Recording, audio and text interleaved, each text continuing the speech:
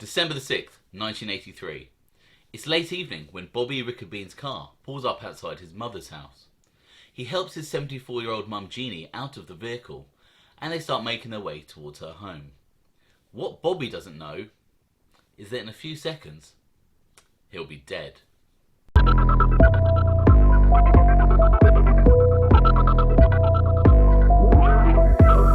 Welcome to OC Shorts, bringing you detailed historical snapshots on the American Mafia and other organised crime. Feel free to subscribe if you like that sort of thing. Today we're going to be taking a look at another tale from the Scarfo-Riccobene War in Philadelphia. In this case, the murder of Bobby Riccobene. I've covered the foundations of the war in another video, which you can find here. But, in a nutshell, after ascending to the top spot, new Philly boss Nicodemo Little Nicky Scarfo and his consigliere Frank Monte decided to move in on long-term BRUNO family soldier Harry the Hunchback Riccobene's loan sharking and gambling operations. Scarfo also demanded an increase in the frequency and amount of Riccobene's kick-ups. None of this went down well with the 4'10" aging mobster. Harry refused Nicky's demands, and after an unsuccessful plot by Monte and Scarfo to use Riccobene's half-brother Mario to kill him, Riccobene struck back. In 1982, consigliere Frank Monte was murdered by a sniper's bullet, and after this, the war would escalate. In August 1982, Nicky Scarfo was sent to prison for 17 months on a weapon charge. In January the following year, his rival Harry Riccobene was also locked up. He had been pulled over on a traffic violation and the police found a firearm under his seat.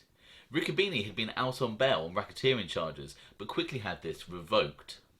And so, the two leaders of the warring factions were both behind bars for the remainder of the conflict.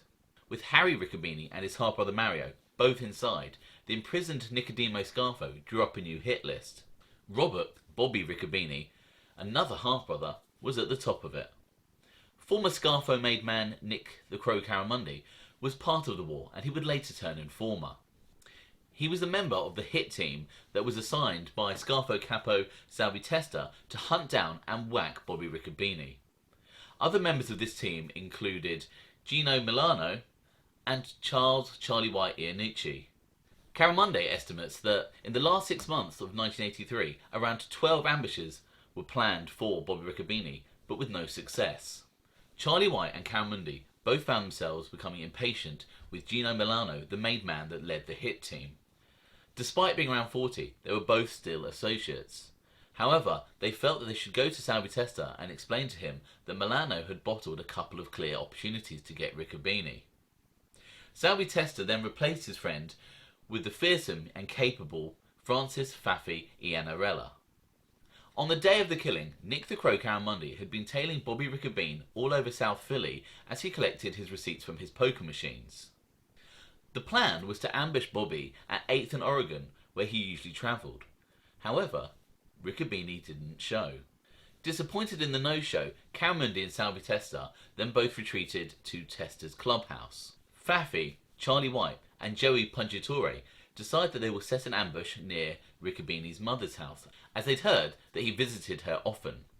Later that night, Faffy Iannarella told Salvi Testa and Caramundi what happened. Faffy explained that Charlie White parked his car about 150 yards up the road from Riccobene's mother's place. They only just made it in time, as 2 minutes later, Bobby Riccobene and his mother pull up. Faffy gets out the car and starts moving swiftly towards them. Riccobene and his mother are now walking in the direction of her house. Faffy is about 50 feet away when Riccobene spots him. Apparently he said, "Oh shit," and he started to run. Bobby legs him and tries to jump a fence when Faffy fires his sawed-off shotgun and Riccobene goes down. Riccobene's mother is screaming and she's grabbing hold of Faffy. Charlie White pulls up and yells, "Let's get out of here!"